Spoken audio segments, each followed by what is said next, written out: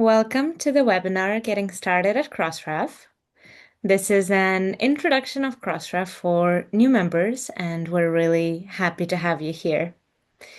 While everyone's joining, please feel free to introduce yourself in the chat. What's your affiliation? Where are you based in the world right now? Good evening, good afternoon, and good morning to those who are joining us from all over the world. In this webinar, we are going to cover a lot of things and topics about getting started at Crossref. These topics also include the most popular question that we receive from our members.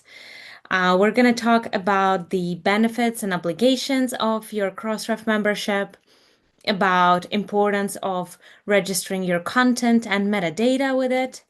What is the structure of Crossref DOIs? How should you display them? What is reference linking? Also, what are the ways to actually register your metadata records and update existing metadata records? Then in the end, we're also going to quickly talk about invoicing. Why is it important to pay your invoices on time? Talk how to get help if you get stuck, and hopefully we're going to have some space for questions in the end. So if during this session you have questions, please put them directly in the Q&A box, because in chat we're just going to be chatting with each other. Now, just a couple of logistics here and there. We're here in Zoom webinar, which I hope most of you are already familiar with. And you would not be on camera, so you're just going to be listening to our presentation. There is a chat button for you to chat with other attendees. There is a button to react with emojis. You can also find there a Q&A box if you want to ask some questions. And then you also will see some captions that you can enable for yourself. And if you click on three dots, there would be a possibility to enable translation if maybe English is not your native language, and it's going to be easier for you to follow the content of the session.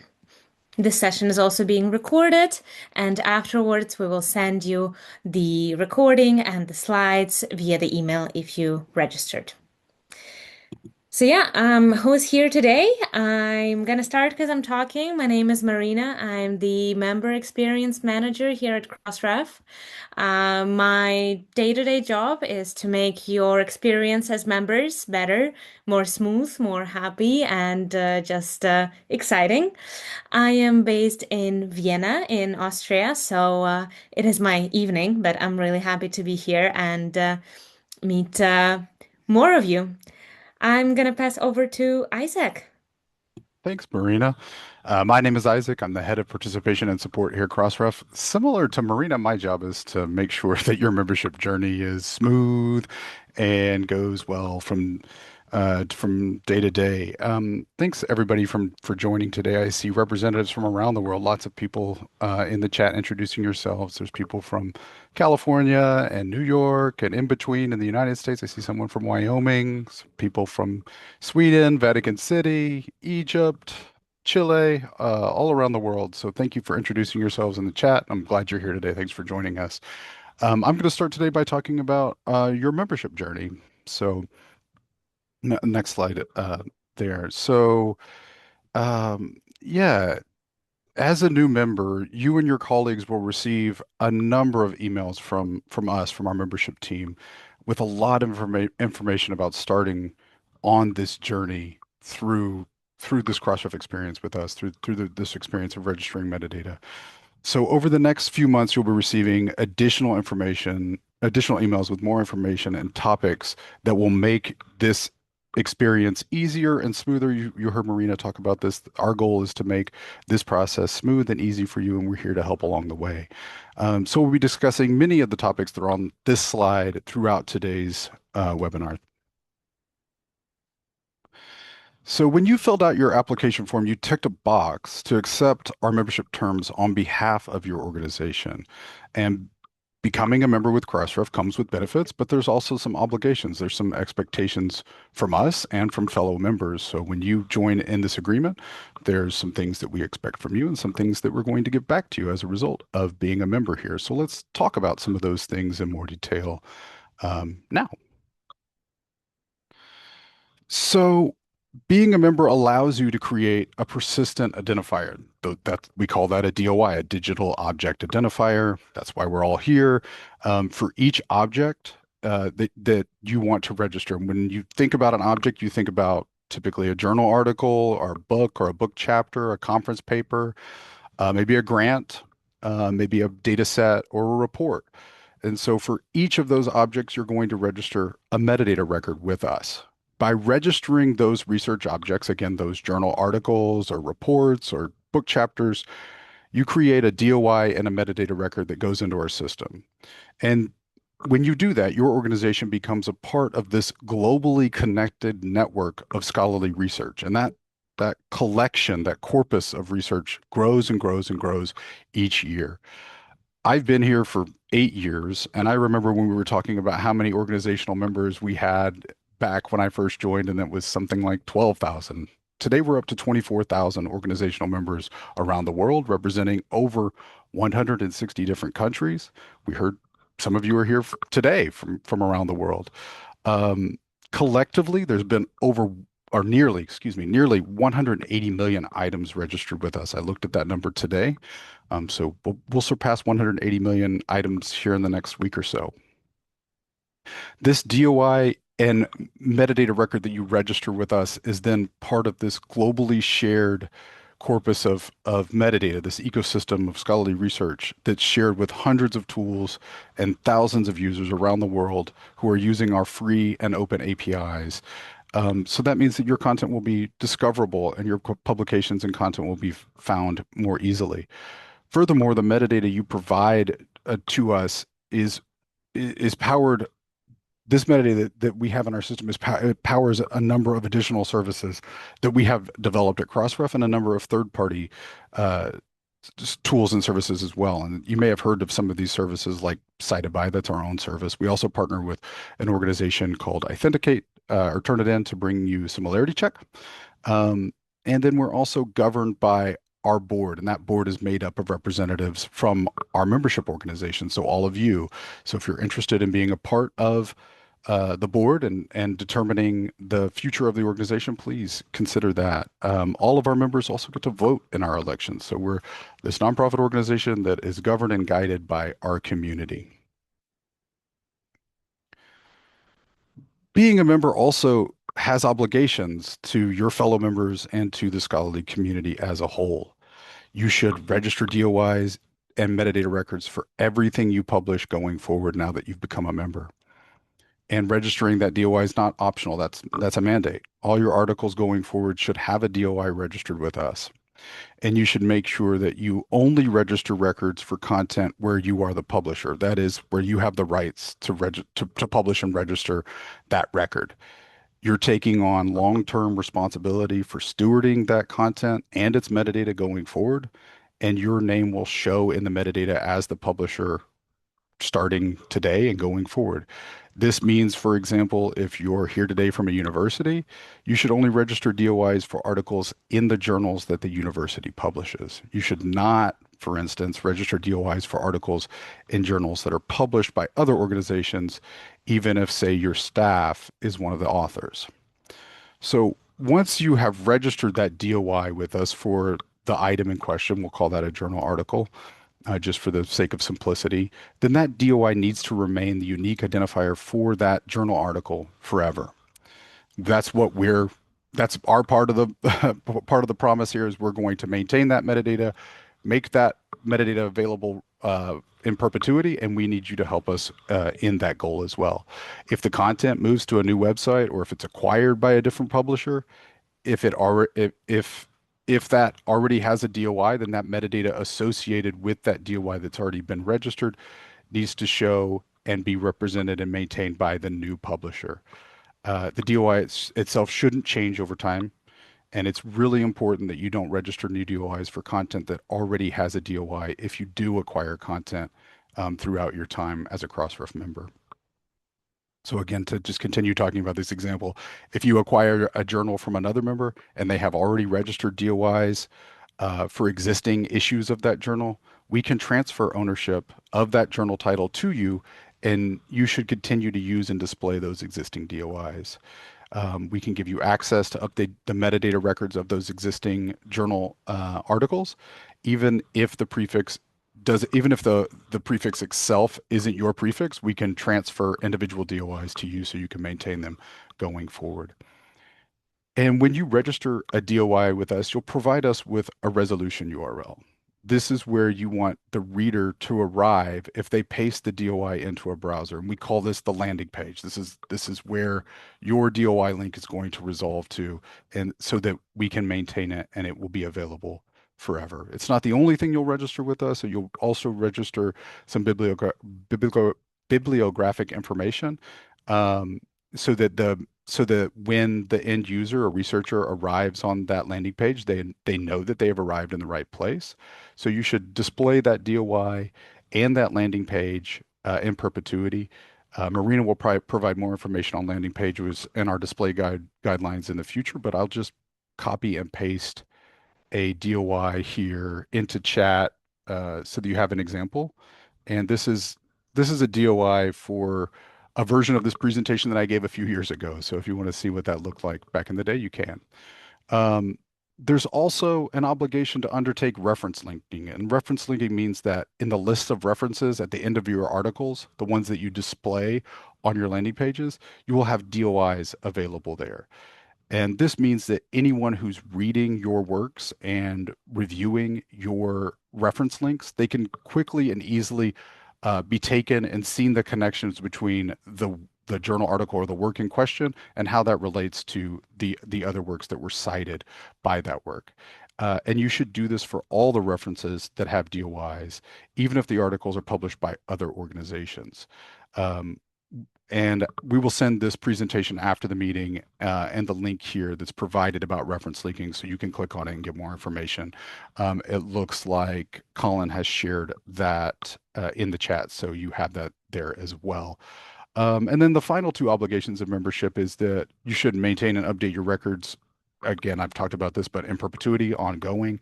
And finally, um, we need to ensure that you pay your invoices on time. And we'll talk about that as well throughout the presentation. I mentioned this before, but when you register a DOI with us, you register a rich metadata record, and I wanted to talk about why that's important to do here in this next section of the presentation. So let me talk about what metadata is and what some of these elements are that you'll be registering with us. So um, not everyone will be registering journal articles, but it is the most common record type or content type that's registered with us. So I'll focus on that in this section. But some of the metadata that we're looking for is basic bibliographic metadata, for instance, the journal article title, the journal that those articles are registered in, um, the people who contributed to or authored that work, how they're connected to the organizations or institutions that produced that work, so their affiliations. We also have in the metadata the funders who funded that research. You could provide us with the funder or identifiers, which are called ROR IDs, or the identifiers for the grants themselves. Those are called grant IDs or grant DOIs. And then we have these relationships that are also registered, and those are connections to other works. So versions, translations, references, etc. And then also we have the opportunity in the metadata to keep the records updated. So if you have corrections or withdrawals or retractions, all of that is monitored in the metadata as well, and you're responsible for that. So let's take a look at an example of a record, um, and what how that is represented within our system. So the metadata that our members provide to us is stored in our system in a format called XML. You don't need to really worry about the XML too much because we have some tools that help you provide metadata to us. If XML is something that is scary or you don't have the resources for it this time, we understand that. Not all of our members are eager to learn XML or to code XML and send us XML themselves, but just know that the helper tools that we have, that we've developed or that exist in the community, what they do under the hood or behind the scenes is transform your metadata that you're entering into a field into XML. And the reason why that is important, it means that all of our members in the community in general give us consistent information, and that information can be analyzed and read by machines in a way that's efficient. Like I said at the top, we have nearly 180 million records in our system, so machines typically are doing some analysis on the output side of this about trends, and all of those tools that I talked about are using the metadata itself. So the fact that it's in a consistent machine readable format is important. Once you've registered those records with us, we make the metadata available through our free and open APIs, like I said, to the community as a whole. And our REST API is relied on by a large part of the research information community. We receive nearly 2 billion requests each month through our APIs. And on this diagram, you can see some of the types of tools and organizations that use our metadata. The outside part of this ring are some of those tools and organizations that make use of the metadata. So library discovery services, bibliographic management, hosting content platforms. And then the inner rings are the different ways the metadata is used. So our metadata is used by metrics and analytics tools such as Web of Science and Scopus. And like I said, it's also used by library discovery services and systems. Um, yeah, and organizations such as DOAJ make use of our metadata and their journal review process. So there's hundreds of systems and services that make use of Crossref metadata and our APIs. So when you register your content with us, you're joining this large hub or connection of rich metadata. So we call this the research nexus. That forms when you register your content, it forms this network and tells a story. Your records tell a story about how your content connects to and relates to other research outputs, the people who perform that research, the organizations that those people are associated with, and the funding bodies who are funding that research. And so, as we think about the research nexus, we envision this rich and reusable open network of relationships that connects all of those things: the research, the organization, the people, the things, the actions, and we're at the center of it. I'll turn it over to Marina to talk about the structure of a DOI, and I'll be back later to talk more about this. Thank you so much, Isaac, for this Sure. introduction. Yeah, the structure of the DOI. What are you going to be registering? How does it look like? So, many people associate Crossref with DOIs, and based on what Isaac have told you, I just want to remind you that it's not just about the DOIs. So, we do want to support the academic community as a whole and contribute to this research nexus, the connection of all of the things out there in the scientific community. And it's important to remember that DOIs, they are not an indicator of a quality of a publication or the organization that registers it, nor it's a mark of quality of the research submitted. A DOI is a persistent link, an identifier for a content item. And on the screen, you can see the structure of a DOI. It's composed of three sections. So you can see the red part, which is the resolver address, which always going to be doi.org. So because the DOI is also an actionable link, it means it has to resolve in the browser, so you can click on it and it brings you somewhere. That's what the red part is for. Then you have the blue part, which is the prefix, is something that's going to be assigned to each member when they join. So you'll get your own prefix under which you can register all of the content published by your organization. Five different journals, three different books, a couple of data sets, and maybe a conference proceeding all can be registered under this prefix. The yellow is the suffix, which is the part of the DOI assigned by the publisher, so you, and it has to be unique to each content item. We're going to take a bit of a closer look at prefixes and suffixes now. So, as I mentioned before, you get one prefix when you join as a member. It's going to start with 10 dot, and this one prefix can be used for all of the content.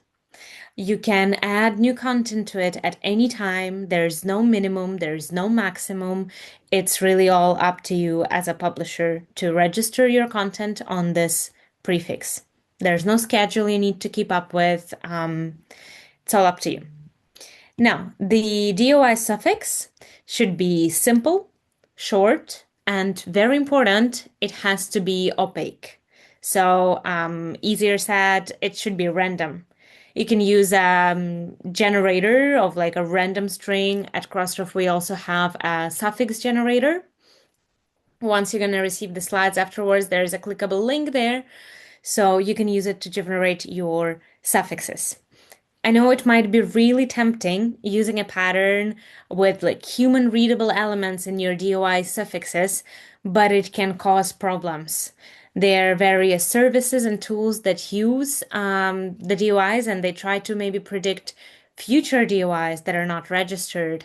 Or it might also lead to some AI hallucinations, for example, as it is a very common topic these days. So, in order to prevent errors and false DOI generated by some third parties, please keep your suffixes random.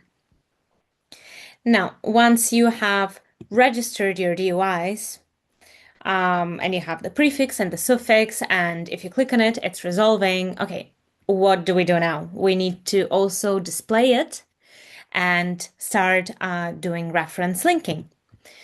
How do we display a DOI?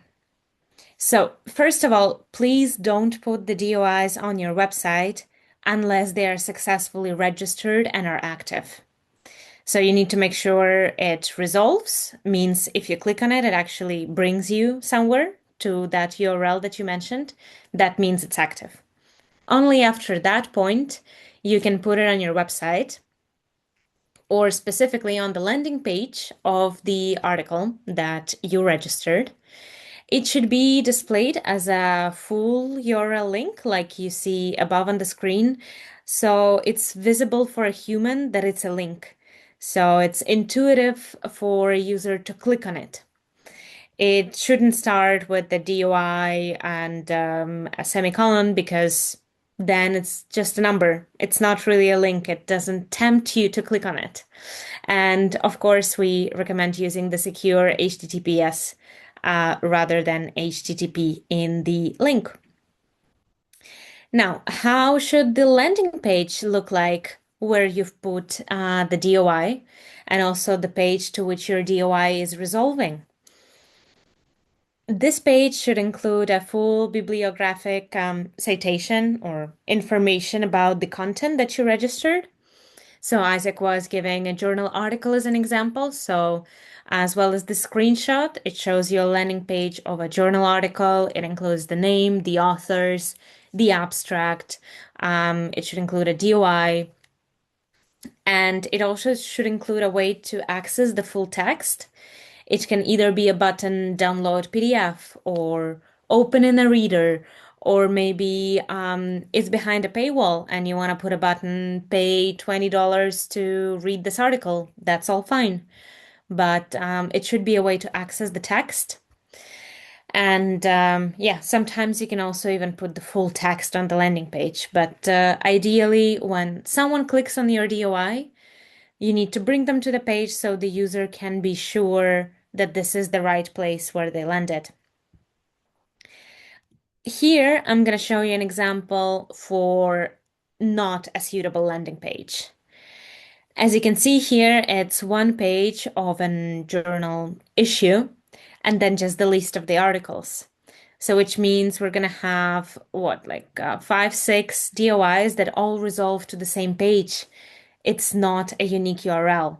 And when someone maybe clicks on this DOI, they're not sure where did they land because it should be one DOI, unique identification per each article.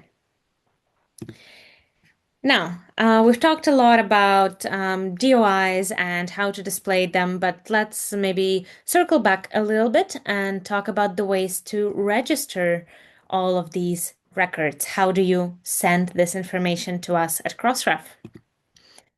On our website, we have this really great diagram that helps you decide, a decision tree, if you must, how should you register your records. We have developed quite a range of helper tools, but also plugins in most common platforms. Or if you're familiar with the XML, you can send the XML files to us directly via HTTPS post, or you can also manually upload these files in our admin tool. You only do this if you weren't scared by a screenshot of the XML file that Isaac showed earlier. If this looked worrying to you, please don't think about that and use one of the helper tools. For example, our new metadata manager. It's the most user-friendly native form filling out situation to register a journal article or grants maybe. Although if you want to register more different metadata records, maybe some data sets or some other type of content, you can use another helper tool that's called Web Deposit Form. And I know probably quite a lot of you are using OJS as a platform. It's open journal system.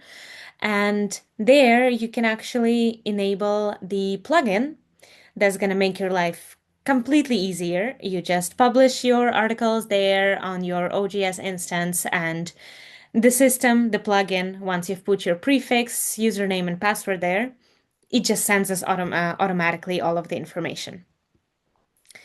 Speaking of OGS, I'm just gonna give a very brief overview. I know not all of you are using OGS, but definitely some of you. So we currently on our website have documentation for versions 3.3 and 3.4, and I'm mentioning both of them here because the setup is a bit different. So there are different plugins for different versions, but we do have all of the instructions on the website. Colin just sent in the chat a link to the webpage where we do have all of it in written. But great news also for those of you who use OGS and these versions, we even have walkthrough videos. So take your time today, tomorrow, next week, sit down and you can pause the video as many times as you like and configure your plugin in the OGS instance. We're actively working on the documentation for 3.5, so it's gonna also come soon and be online on the same page. I just want to mention a very important point because a lot of users kind of trip on it when setting up their plugin in the OGS. As you can see, we have an arrow on the screen that shows you to the way how you should put your username. So when you join as a member, your technical contact, for if you're an independent member, will receive a link to set their password. So they will have their email address and the password that they set to use as credentials for an OGS system. Although when you fill it in your welcome message, we're also going to let you know what your role is. And you also need to enter it in OGS and separate it by a slash. It's usually 3, 4, 5 letters. Sometimes they're random, sometimes they remind you of something, but it's something that you should definitely keep in mind and be on the lookout in your welcome message if you're setting up an OGS plugin.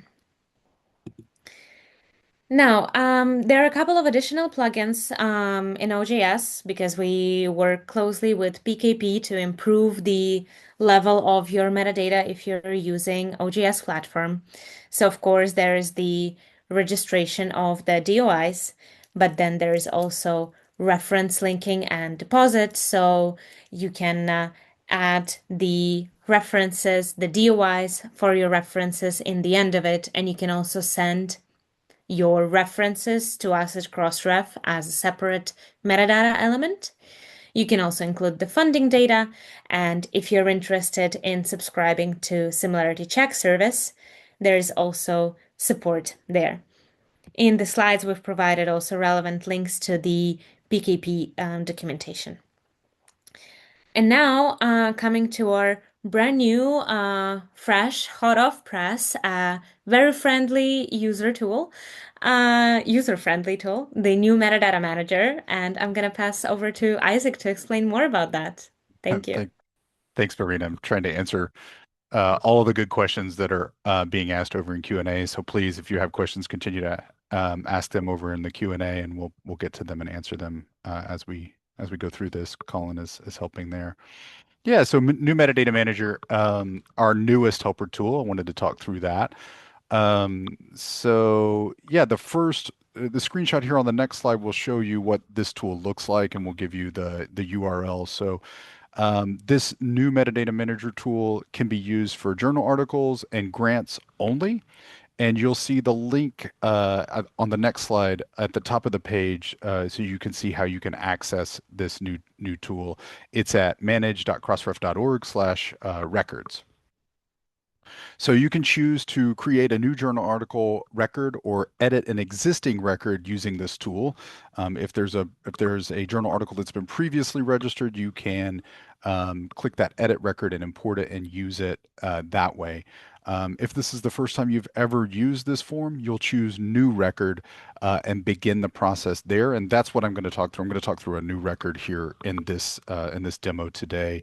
And this form can only be used if you have an ISSN for your journal. So if you do not have an ISSN or do not yet have an ISSN, you'll want to use our web deposit form. But this new metadata manager tool is used for journal articles, and so I'll walk through that.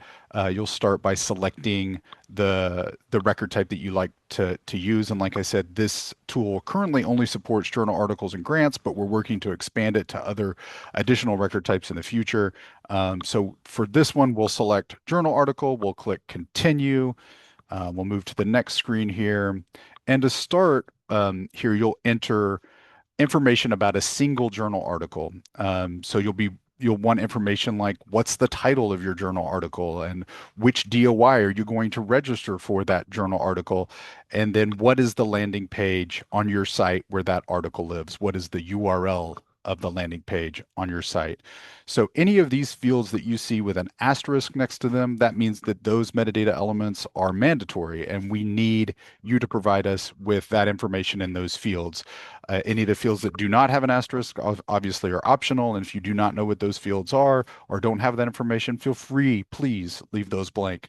So on this first page, you'll enter this information about the article title, the article DOI. Further down the page, there'll be information about authors, ORCID IDs, and the affiliations associated with those authors.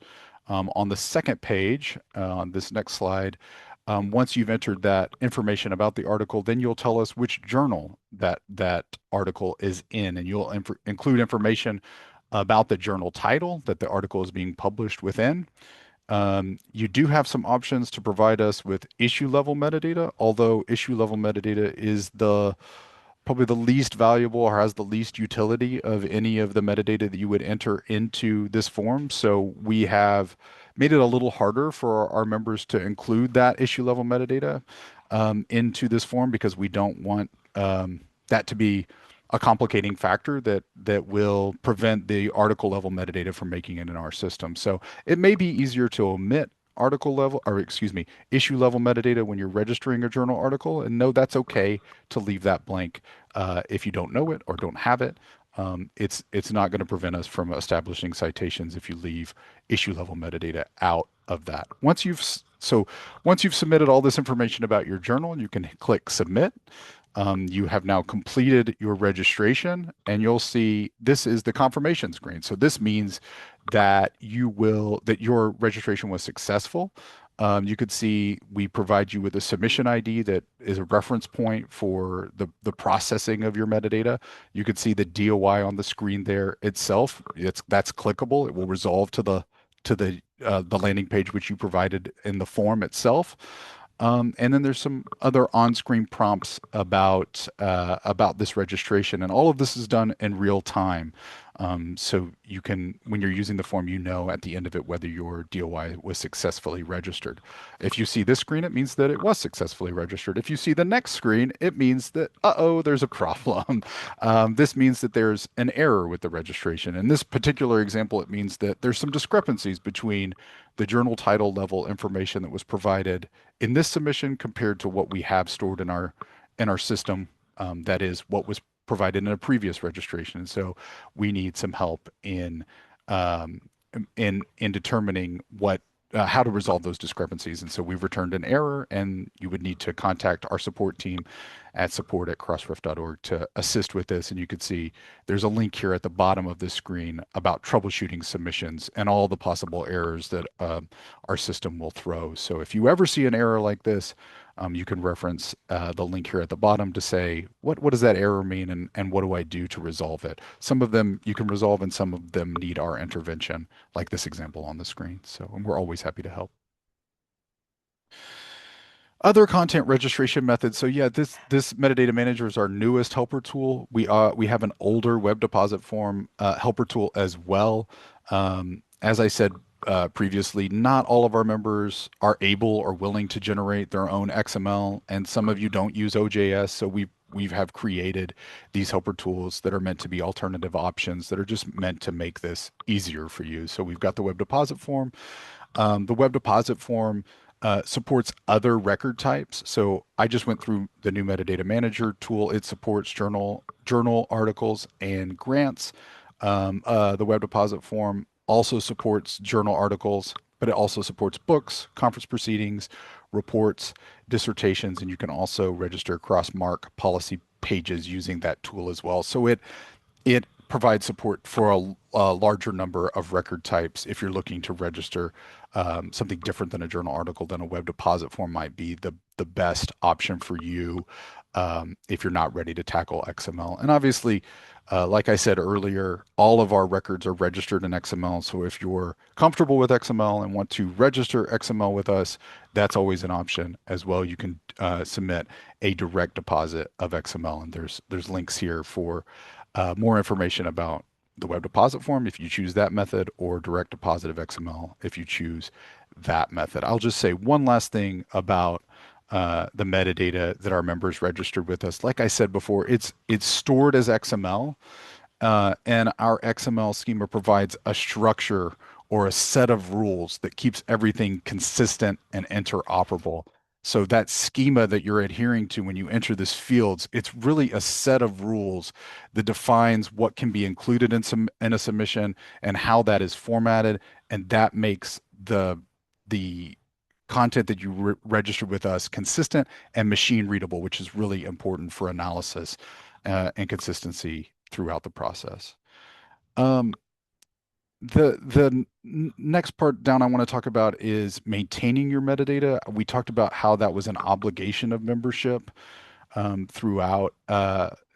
When you register a record with us, we charge you an initial fee for that registration. Um, for instance, a new journal article, we charge you $1 to register it, and then we don't charge you ever again for that registration. We don't charge you to maintain it. We're committing to maintaining that record in perpetuity. We need your help and making sure it's up to date. But we never charge you to update metadata for an existing record. We want these records to be as rich as possible. As I said earlier, the richer your metadata is, the more discoverable it is, the more connections we can make to other research outputs. So if you have additional metadata that becomes available to you, or if there's updates or changes that you need to make, please make it. We won't charge you for those changes. That's the first thing I wanted to say. Um, so once you start depositing metadata with Crossref, maintaining it is important. We want that metadata to be clean. We want it to be complete. We want it to be up to date. And by clean, we mean it's free of errors. There's no spelling problems. For instance, you may have spelled an author's name incorrectly. You can go back and change that. Like I said, we're not going to charge you for that. That's a way to clean and repair the metadata. We want it to be complete. So perhaps when you register a record, you don't have all of the information about a contributor. Maybe a contributor contacts you later and says, "Hey, I just signed up for Orchid. I didn't know what it was. Can you add my Orchid ID to the record?" Well, yeah, you can and you should. That makes the record more complete and makes it able for us to make richer connections between that author and that work and other works that they may have authored or cited. And then we want that metadata to be up to date. We talked about this before, but your metadata may change, or your records may change URLs over time, and we want you to be able to change that and update that um, uh, throughout the life of the record itself. It's important that readers and users can always find and make use of the content that is published. So we want that content to be updated as it becomes available on different URLs over time. Um, each of these registration formats or tools that we talked about allows you to update existing records, and you can do that one by one. So within OJS, if you're using OJS and you wish to update a record, you just need to add in your new metadata into the OJS instance, and you need to be running at least OJS 3.1.2 to be able to do this. But all you need to do is go into OJS, make the update to your metadata, and then to deposit it again with Crossref. You might have a built-in plugin, or you might have the Crossref import-export plugin if you're using OJS 3.1.2. But all you would need to do is go into OJS, make the change or the update, the enrichment, and then resubmit that to us. Um, for other helper tools, the update is a little more involved. For instance, the web deposit form, it's an older tool. It requires that you rekey in or redeposit all of the metadata with us.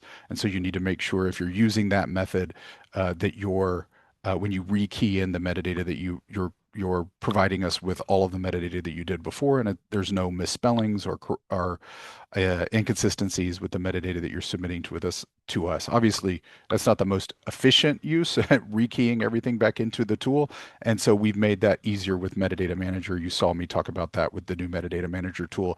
Any existing journal article you can edit within that tool, and it will import the existing metadata, and you can easily change it or modify it. So that's a little easier if you're updating metadata. You may consider moving to the new Metadata Manager tool.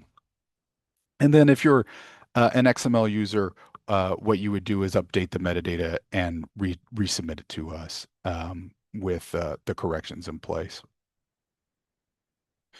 And the thing that's important to know is when you're updating metadata, we overwrite the existing metadata with the new information you submit to us in those fields. So you need to make sure that you're submitting to us rich and complete metadata with those updates.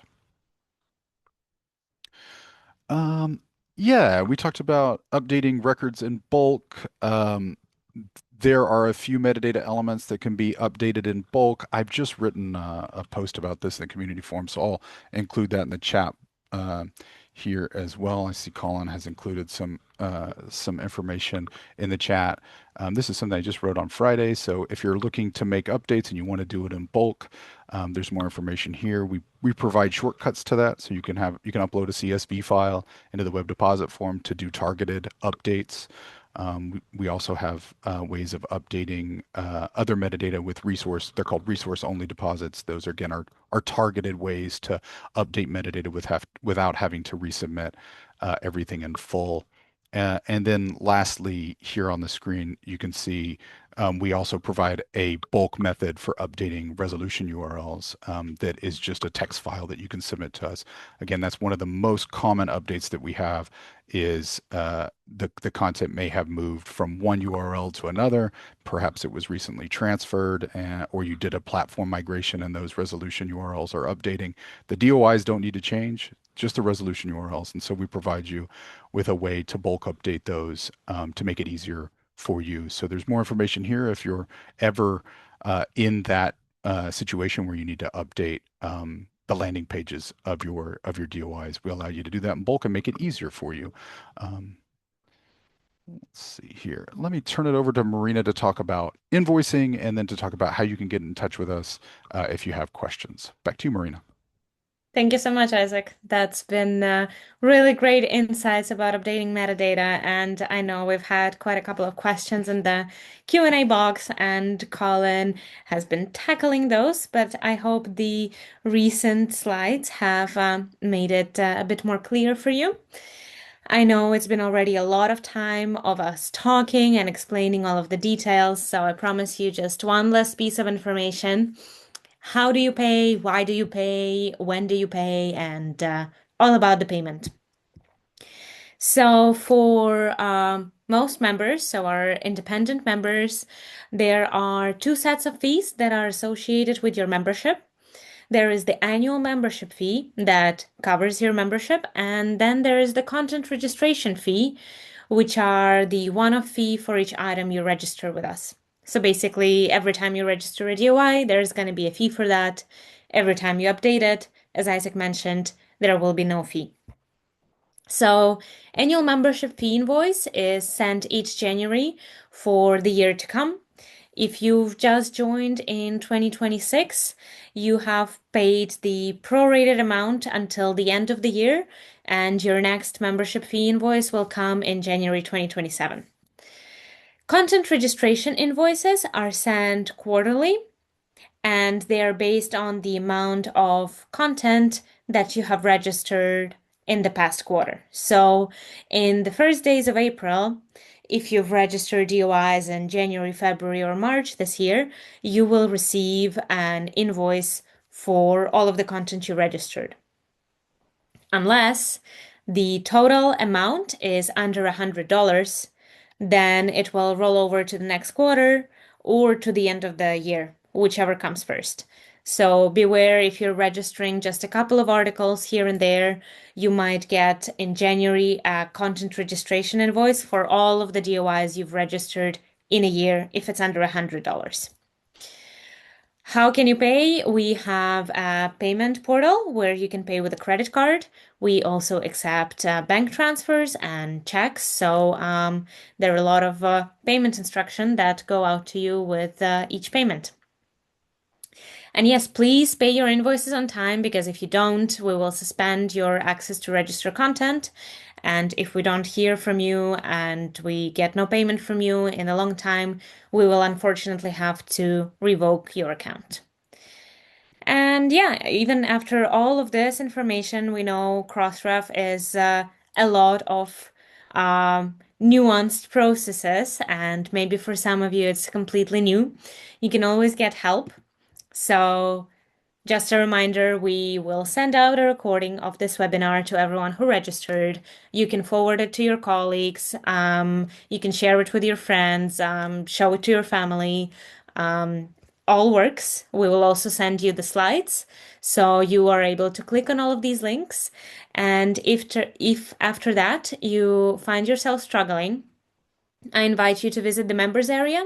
This is where we summarized all of the information that a member needs to know about all of the possible topics.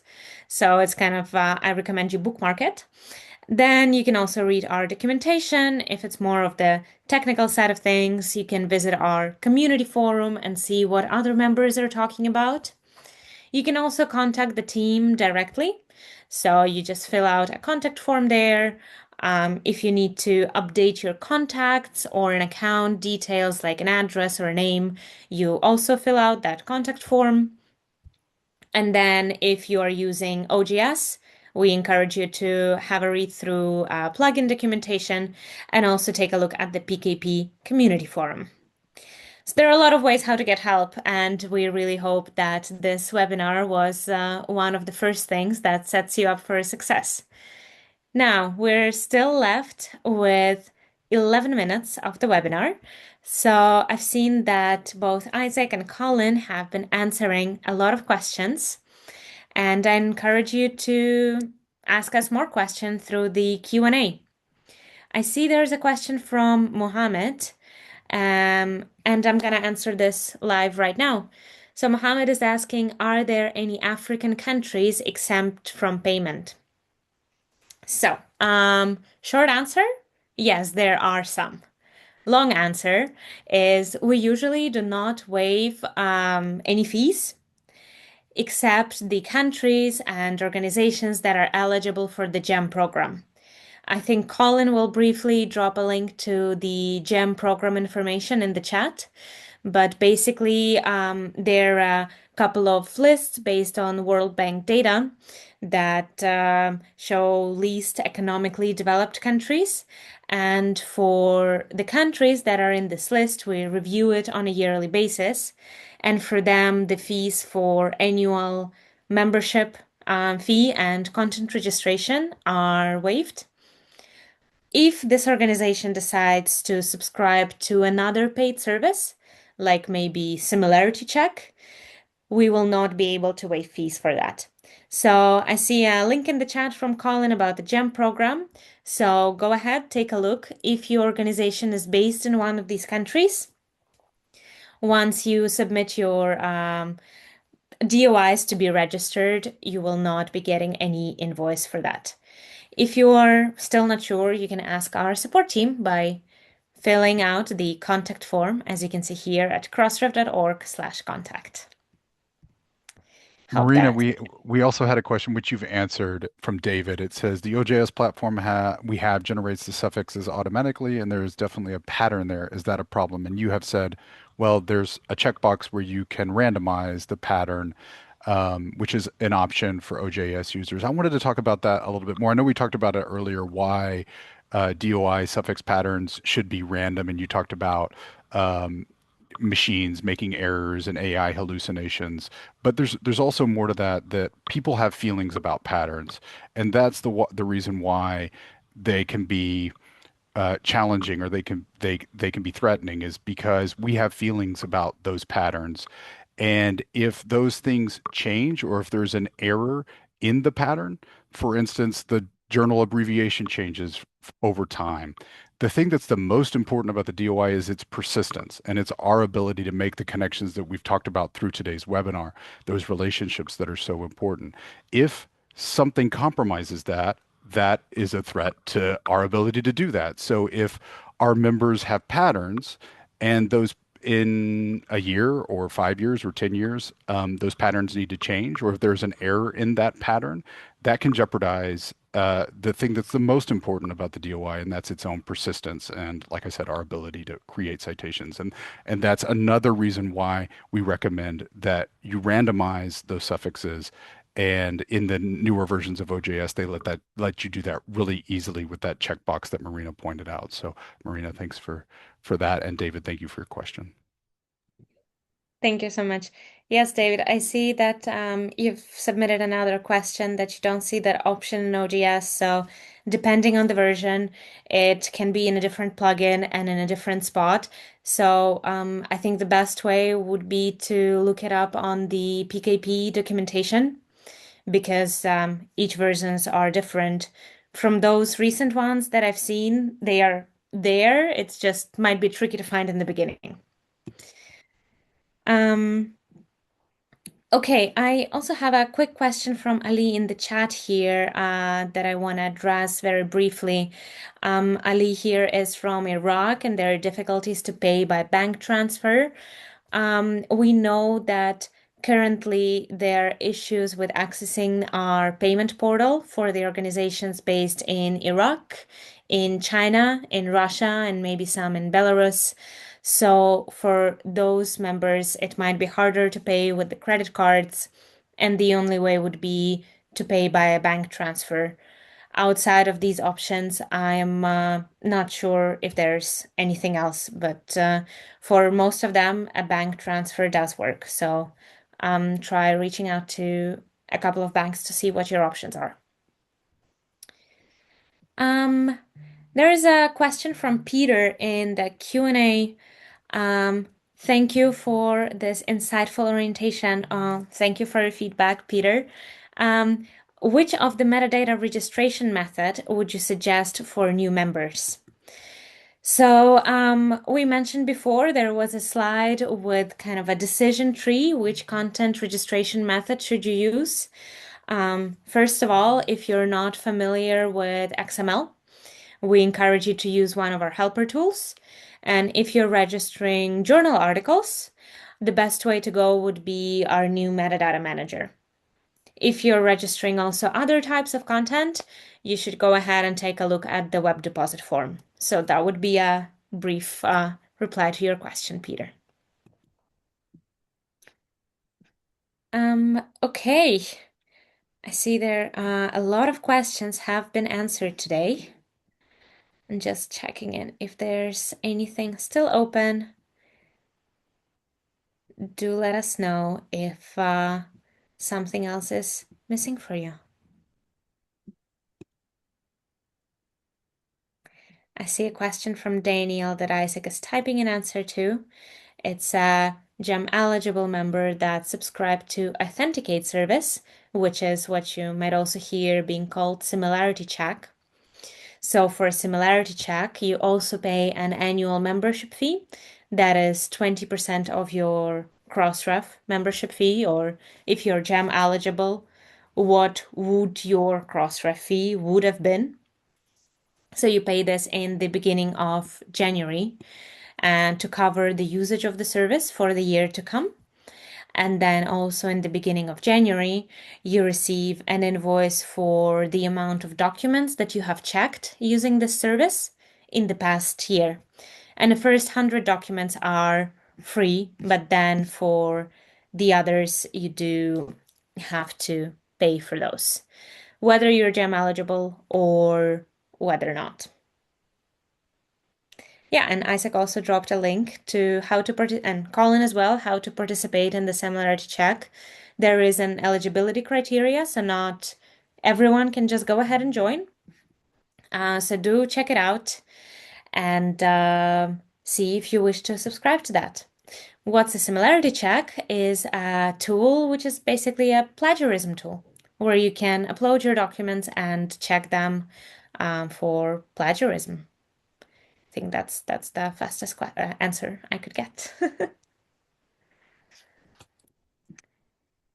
All right, so yeah, thank you all so much for joining us today.